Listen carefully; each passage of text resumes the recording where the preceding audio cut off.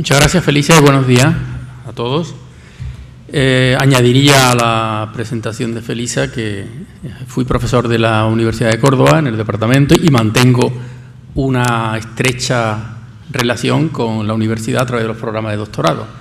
con lo cual me siento aquí como si estuviera en mi casa, que lo es. Bien, por supuesto, mi agradecimiento a la Red Innovagro y a la Universidad de Córdoba por la gentileza de invitarme a mí a este módulo, que considero más un módulo oportuno, como ha señalado la profesora Ceña, porque cuando se habla hoy de la innovación en el marco de la nueva programación estratégica, también hay una referencia muy concreta y muy específica a la innovación social en todo lo relacionado con las políticas de desarrollo y de cohesión, que es en lo que me voy a centrar en la intervención de hoy por la mañana. Lo primero que me gustaría destacar es que ante la reforma de las políticas europeas, agraria, rural, de cohesión, no estamos ante una reforma más de las muchas que ha habido, sino que creo, y en eso creo que lo compartimos todos, estamos ante un auténtico punto de inflexión. Hay un cambio de paradigma que sin duda nos va a hacer modificar a todos los sistemas de referencia respecto al desarrollo rural y va a incentivar la innovación social, impulsando la creación de nuevas estructuras organizativas y nuevos sistemas de gobernanza en los territorios. Mientras que en el anterior periodo de programación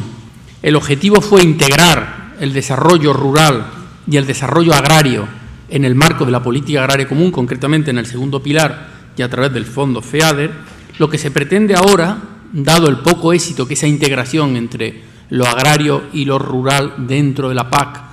no ha sido muy positiva, de hecho incluso los propios informes de la Comisión así lo dicen, lo que se pretende ahora es ofrecer la posibilidad de que las acciones de desarrollo rural se integren en políticas más amplias de cohesión y de desarrollo territorial. Esa sería la primera idea de lo que se pretende con esta nueva programación. Es decir, mientras que lo anterior era integrar lo agrario y lo rural en la PAC, ahora lo que se pretende es que lo rural tenga también posibilidad de integrarse en políticas más amplias, concretamente las políticas de cohesión y de desarrollo territorial. Bien, aunque formalmente el desarrollo rural sigue siendo parte del segundo pilar de la PAC, en la práctica la nueva programación abre la puerta a que otros fondos estructurales y de cohesión puedan utilizarse para financiar estrategias de desarrollo rural. Y esa es la novedad, puesto que aparentemente parece como si las cosas se mantuvieran como estaban en la anterior programación, pero la puerta que se abre con la posibilidad de utilizar otros fondos, yo anticipo, es una opinión muy personal, de que es el comienzo de una definitiva separación entre la política de desarrollo territorial y la política agraria, que responden a lógicas distintas. La agraria, una lógica económico-productiva, y la política de desarrollo territorial es más una lógica social, también económica, pero también muy vinculada al territorio y no a un determinado sector. Bien, con la nueva programación, la Comisión pretende, en definitiva, también hacer converger políticas dispersas que hasta ahora se habían aplicado de forma descoordinada en los territorios rurales. Políticas que, a pesar de la cantidad de recursos que movilizaban,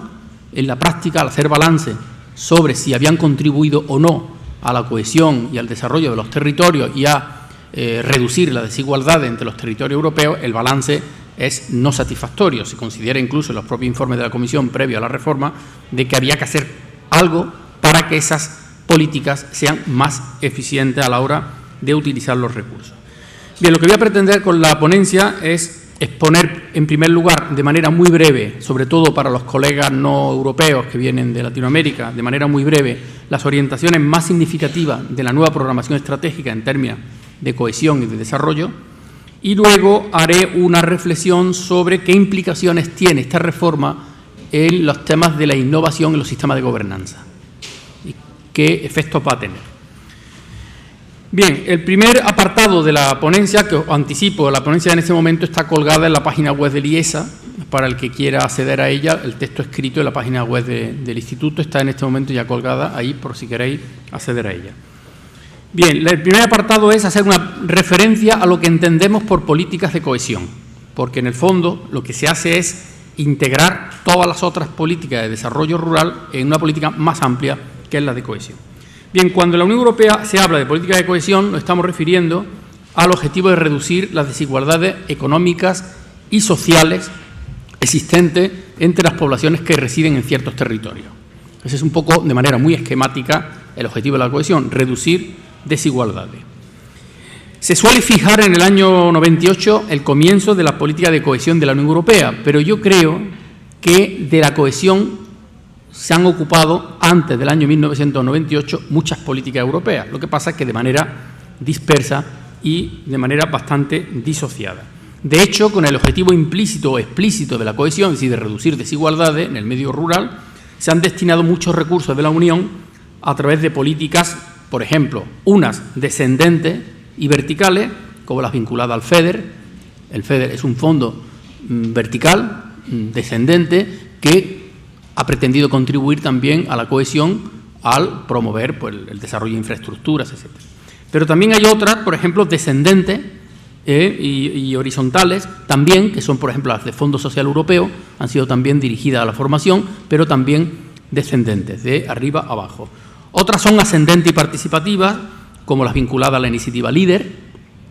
Otras están orientadas a la promoción de un sector específico, pero con un objetivo también de cohesión, como ha sido el sector, por ejemplo, de orientación de la política agrícola común y aspectos determinados del segundo pilar de la PAC. En definitiva, muchas políticas dispersas con un objetivo sectorial, de alguna manera, directa o indirectamente, han pretendido contribuir a la cohesión. Son además políticas que han venido actuando a escalas diferentes, unas de ámbito nacional, otras regional, otras local, que se han superpuesto incluso con políticas de los gobiernos nacionales o regionales. Por ejemplo, las políticas de ordenación del territorio son políticas que en los territorios se han superpuesto con muchas de estas políticas europeas dirigidas también al territorio. Han dependido de distintas instancias administrativas, una de la Dirección General de Agricultura, otra de la DG Regio, otros de los Departamentos de Agricultura, otros de Medio Ambiente, de Fomento, de Obras Públicas. Todo eso lo que ha dado lugar a un cierto grado, como digo, de dispersión, y lo que me interesa más resaltar para el argumento de mi ponencia es que cada una de esas políticas había generado sus propios sistemas de gobernanza en el territorio. Si la política de desarrollo rural LEADER generaba un sistema de gobernanza, pero la política ambiental de temas de espacios naturales generaba su propio sistema de gobernanza, las políticas de Fondo Social Europeo generaban su propio sistema de gobernanza, y todo ello ha sido a veces una colisión entre distintos sistemas de gobernanza que no ha contribuido precisamente a hacer eficiente la aplicación de estas políticas. Y eso es, en cierto modo, lo que la Unión Europea, con la actual reforma, pretende resolver. Pretende que las políticas dirigidas al territorio sean más eficientes y pretenden que eso vaya acompañado de unos mecanismos de innovación en los sistemas de gobernanza que hagan, como digo, más eficaz y eficiente los recursos que se destinan al medio rural. Hay una serie de datos en la ponencia, son datos cuantitativos de los fondos que se destinan tanto a la política de cohesión como a la PAC. Prácticamente de manera muy resumida podríamos decir que los fondos que se dedican a la política de cohesión son prácticamente iguales en cantidad a los que se destinan a la política agraria común, de los 362.000 millones de la PAC comparado con los 376.000 millones de la política de cohesión, viene a ser prácticamente una cantidad similar. Se van a seguir aplicando los fondos estructurales y de cohesión mediante cofinanciación entre la Unión Europea y los Estados miembros, dependiendo de los porcentajes en función de las regiones, si son de convergencia, si son de competitividad, y la nueva figura de las regiones estas de transición. Bien, aparte de las cifras, lo importante para el argumento de mi ponencia es que nos encontramos ante un cambio profundo en esa orientación de las políticas europeas de cohesión y desarrollo rural, y que supone ese cambio integrarla en lo que es un marco estratégico común, cuyos principales elementos voy a intentar exponer de manera rápida. La nueva programación presenta fundamentalmente dos aspectos novedosos.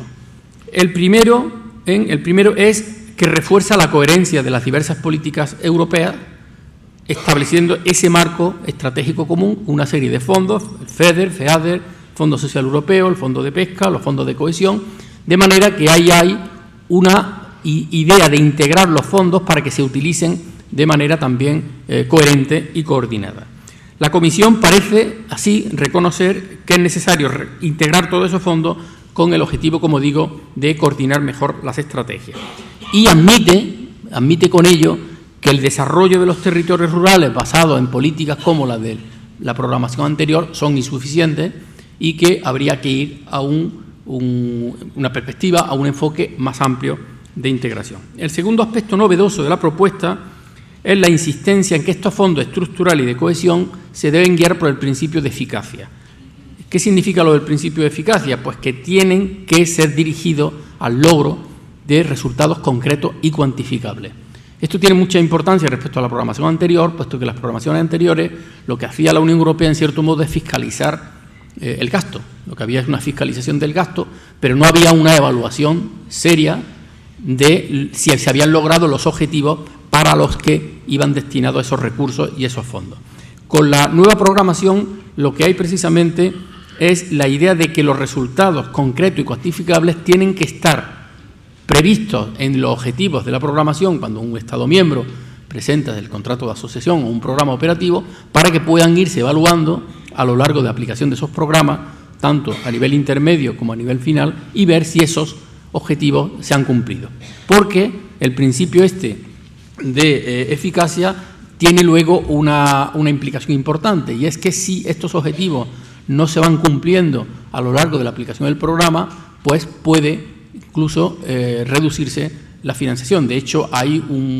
lo que llama una reserva de rendimiento, de manera que no se va a conceder a la financiación del programa operativo hasta que no se compruebe que realmente los objetivos iniciales se han cumplido con resultados concretos y cuantificables. Eso explica también las condicionalidades que la Unión Europea impone a los Estados miembros a la hora de la elaboración del contrato de asociación, que ahora haré referencia a ellos, tanto las condicionalidades ex ante como las condicionalidades ex post. Bien, respecto a los objetivos y aspectos así claves del marco estratégico común, sobre todo para las personas que no pertenecen o que no están en la Unión y no están familiarizados con ello,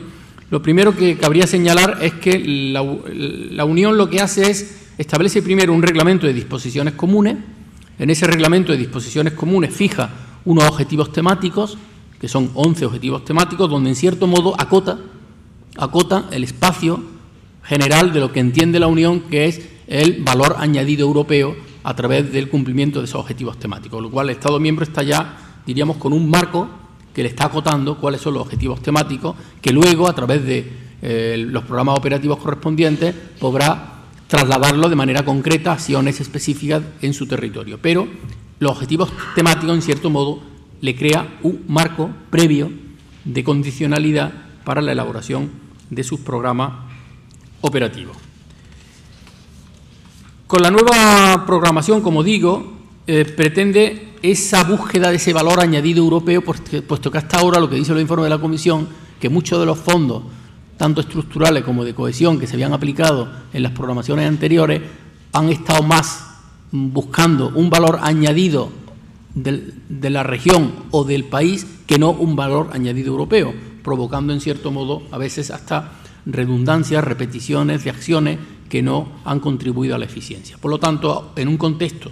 de recursos cada vez más limitados y hay que buscar más eficiencia en el gasto, la Unión lo que pretende es que vayan dirigidos esos fondos a acciones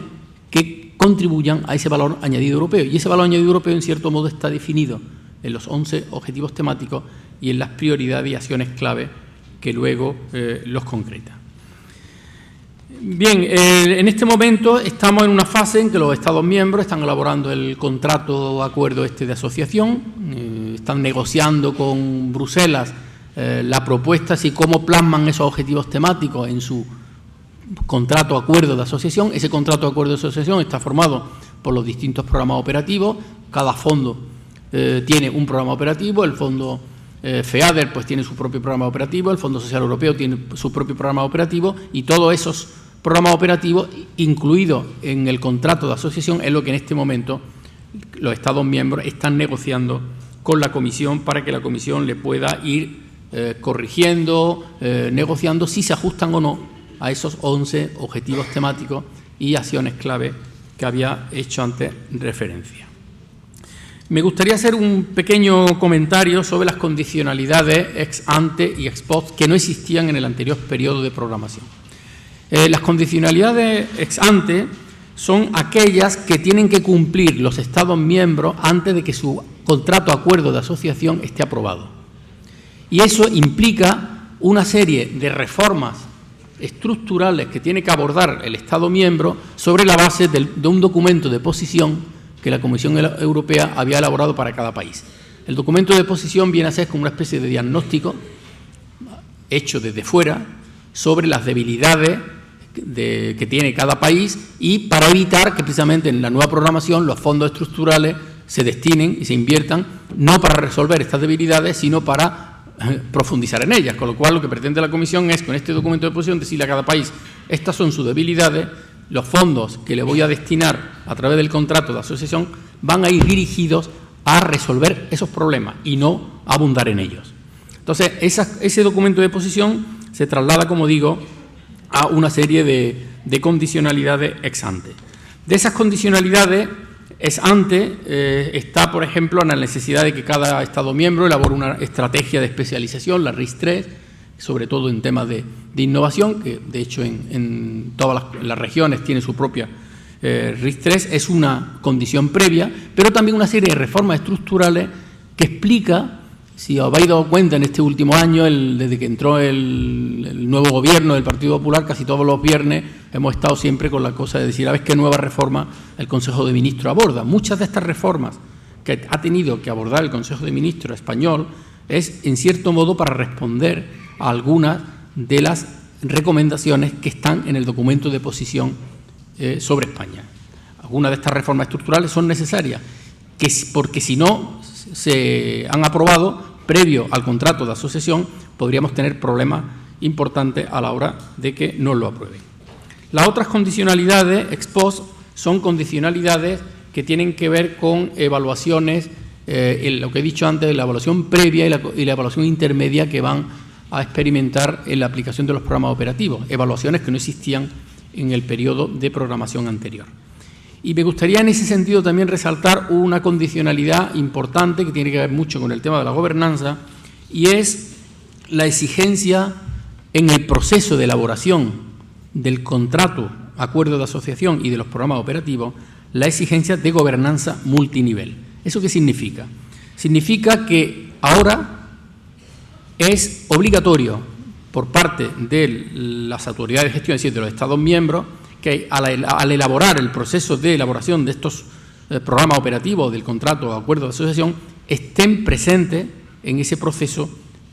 representantes de la sociedad civil. O sea, exigen una gobernanza multinivel, a distintos niveles, como digo, pero sin esa presencia de organizaciones de la sociedad civil,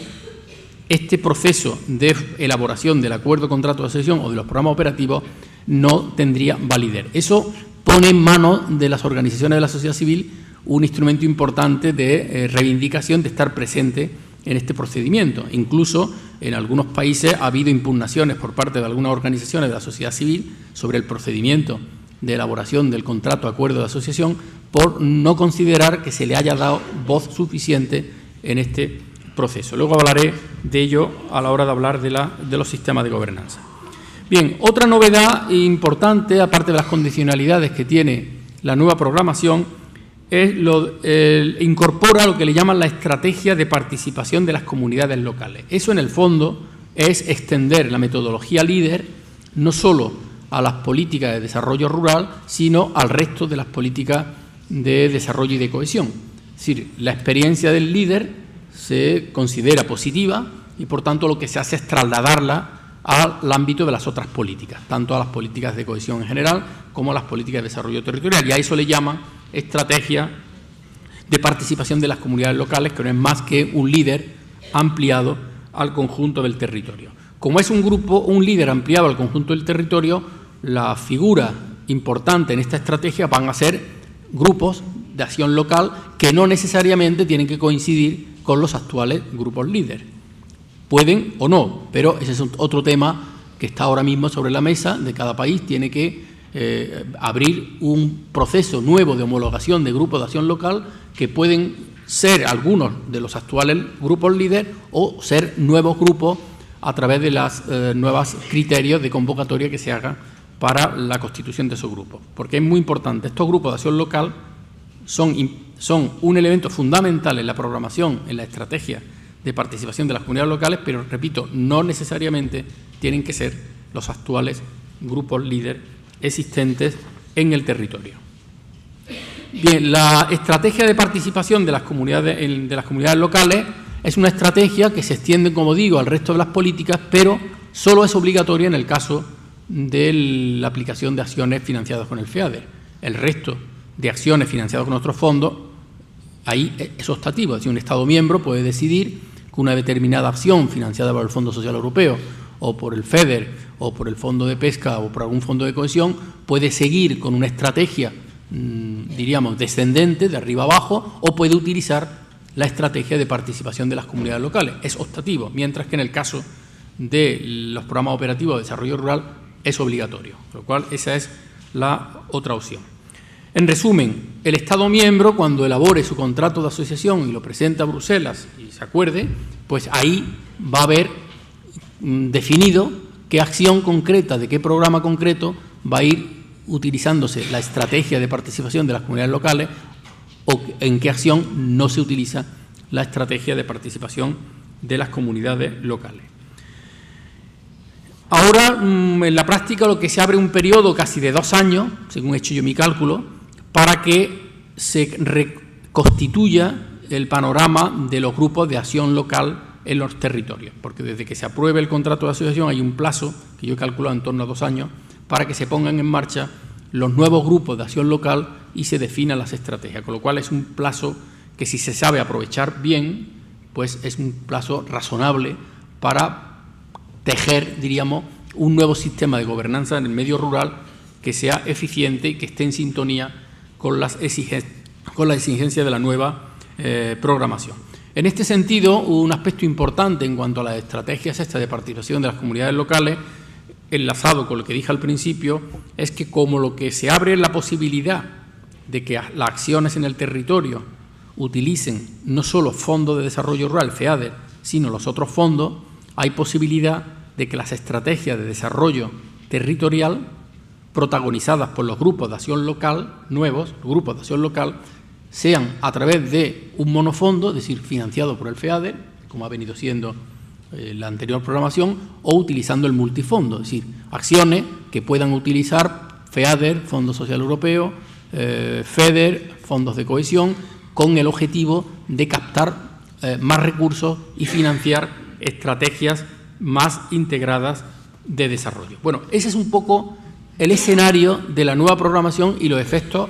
que tiene en cuanto al cambio en la estrategia de desarrollo. ¿Qué efectos tiene desde el punto de vista de la innovación en los sistemas de gobernanza? Desde mi punto de vista, la nueva programación, al decir que se constituirán grupos de acción local, nuevos grupos de acción local, en cierto modo lo que está abriendo es la posibilidad de que se incorporen a los sistemas de gobernanza actores, entidades que no estaban presentes en el anterior periodo de programación. Y entonces eso abre un espacio nuevo a la gobernanza en el medio rural. Pero para eso creo que hay que tener en cuenta algunas cosas que ya son opiniones muy personales y que las traslado para el debate. ¿Cuánto me queda? Sí, para el debate. Y es lo siguiente. En el medio rural, en los territorios, ¿qué tenemos? Tenemos una variedad enorme de actores. Actores, en unos casos, institucionales y en otros casos actores de carácter colectivo. Entre los actores institucionales tenemos actores públicos y actores privados. Hay instituciones públicas en el medio rural, en el territorio. Unas están vinculadas, pues pueden ser por los ayuntamientos, las diputaciones, algunas mancomunidades. Hay instituciones públicas en el territorio, como pueden ser los centros públicos de carácter educativo, los centros de formación profesional, en fin. Hay todo un entramado de actores institucionales públicos, pero también hay un entramado de actores institucionales privados en el medio rural. Y ahí podemos encontrarnos desde centros de educación o formación profesional de naturaleza privada, nos podemos encontrar instituciones como pueden ser los propios medios de comunicación locales, que cada vez son más presentes en el territorio, medios de comunicación locales. Todo el tema de las redes sociales es una institución no pública, sino privada. Si hay toda una trama de actores institucionales en el medio rural que hay que clasificarla sobre su naturaleza pública o privada. Pero luego está otro grupo importante de actores en el territorio que son los que tienen naturaleza asociativa. Y ahí nos encontramos, y hay que distinguir entre aquellas asociaciones que están especializadas en la defensa y reivindicación de intereses, pueden ser los sindicatos, las organizaciones profesionales agrarias, o las asociaciones que no tienen por objetivo la defensa y representación de intereses, sino que tienen un objetivo fundamentalmente de articulación económica. Por ejemplo, las cooperativas, consorcios económicos, son entes asociativos que existen en el territorio, pero tienen una naturaleza y una lógica distinta a la de las organizaciones de carácter reivindicativo, político, sindical, etc. Son actores colectivos, pero diferentes. Luego nos podemos encontrar también los propios grupos de desarrollo rural, de acción local, que en unos casos tienen una componente asociativa, en otros no, pero que están presentes en el territorio. Bien, ¿con esto qué quiero decir? Que nos encontramos en el territorio una gran diversidad de actores institucionales y colectivos que responden a lógicas distintas y que su papel en los sistemas de gobernanza no tiene por qué ser el mismo. Yo creo que uno de los defectos, de las deficiencias que hemos ido acumulando en los sistemas de gobernanza es pues reproducir la participación de los actores sociales e institucionales en cada sistema de gobernanza casi como si fuera una cosa mimética. Por ejemplo, los sindicatos, pues los sindicatos, casi como un derecho adquirido, tienen que estar en todas las instancias de gobernanza. Las organizaciones profesionales agrarias, pues todas tienen que estar en los mismos sistemas de gobernanza, sin pararnos a pensar si tienen que decir algo interesante o no en esa instancia de gobernanza en función del área temática y en función del nivel territorial. Y quien dice eso dice en otro tipo de cuestiones. Al final,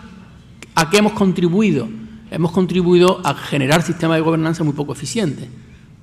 una instancia de participación muy poco eficaz a la hora de hacer territorio y generar consenso, porque como se reproducen los actores sociales e institucionales de una manera mimética, pues prácticamente el sistema de gobernanza no es eficiente, no sirve. Entonces, la reflexión que yo hago es que ahora ahí tenemos la oportunidad de construir unos sistemas de gobernanza donde no se haga la composición de esos sistemas de manera mimética. Habrá sistemas de gobernanza en instancias, por ejemplo, los grupos operativos de la Asociación Europea de la Innovación, el Partenariado Europeo de la Innovación. Los grupos operativos. Hay que pensar bien cuál es el sistema de gobernanza de estos grupos operativos. No tienen por qué estar en los grupos operativos las mismas organizaciones o las mismas instituciones de siempre. Hay que pensar en función del área temática, en función del territorio, buscar los actores, los interlocutores más adecuados para que su contribución al funcionamiento de ese grupo operativo sea el más eficiente. No tiene sentido, por ejemplo, que una organización, llamémosle profesional agraria X, esté presente en todos los grupos operativos. Estará presente cuando tenga algo que decir y a lo mejor puede que esté más interesante un grupo sectorial de esa propia organización o de otras organizaciones que no la representación corporativa, porque si no al final acabamos generando diríamos un sesgo corporativo en estos sistemas de gobernanza que en la práctica no sirven para nada. En resumen, con esto ya termino, creo que la nueva programación estratégica abre una oportunidad interesante para abordar el desarrollo de los territorios rurales con una mirada distinta a lo que ha sido hasta ahora. La Unión Europea nos va a poner una serie de exigencias y de condiciones que vamos a tener que cumplirlas y por eso hay que ser bastante cauto y prudente a la hora de elaborar los programas operativos, porque si no nos podemos encontrar con que un programa operativo elaborado con acciones que prácticamente son copia a lo mejor de las programaciones anteriores, nos podemos encontrar que a lo largo de la evaluación intermedia no seamos capaces de cumplir los objetivos y, por tanto, tengamos un problema en el tema de la reserva que va a ser la Unión Europea. En resumen, yo diría, hay que ser bastante cautos, bastante prudentes a la hora de definir los nuevos programas operativos, hay que ser también osados en el sentido de romper con algunas inercias corporativas en la constitución de los sistemas de gobernanza y dar juego y dar espacio a aquellas entidades, a aquellos actores, tanto institucionales como colectivos, que tienen que decir algo concreto y útil para que funcione en cada instancia concreta